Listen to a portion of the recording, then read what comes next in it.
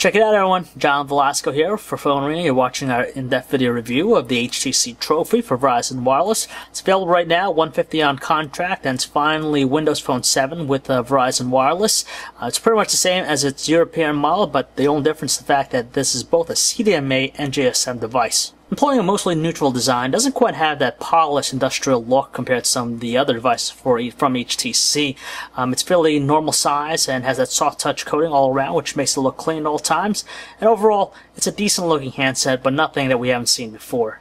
Luckily, the handset retains the same 3.8-inch WVGA Super LCD display as its European counterpart, so it does produce some nice-looking visuals. Colors are pretty deep and lush, though at viewing angles, it can look a little bit washed out, especially at the extreme angles, but for the most part, it's pretty nice. Powering the HTC Trophy is none other than the Qualcomm MSM8650 Snapdragon processor at 1 GHz clock speed, so it offers a pretty responsive experience. You can tell kinetic scrolling is fairly smooth. It does operate at a good speed, so most basic tasks are easily accomplished. It's packaged along with the latest version of Windows Phone 7, so you have the Noto update preloaded, so it gives you things like copy and paste. Although the portrait option might seem a little bit cramped, we still like the overall speed and responsiveness of the keyboard. Tilted to landscape, you get a little bit more space, so it's easier on your fingers. Sure, it might not have flash support, but the web browser experience on the HTC Trophy is pretty good too. You can tell it's very responsive from kinetic scrolling to pinch gestures. It just moves at a nice rate.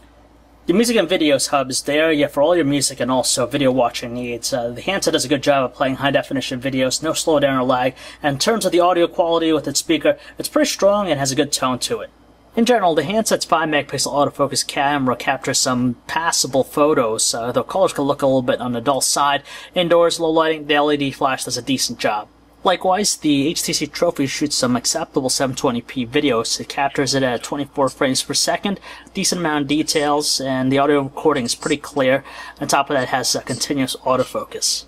Overall, we're very satisfied with the handset's calling quality. The earpiece produces some good tones, and voices are clear and distinct on both ends of the line, though when we switch to using the speakerphone, it does produce some muffled tones at the loudest setting.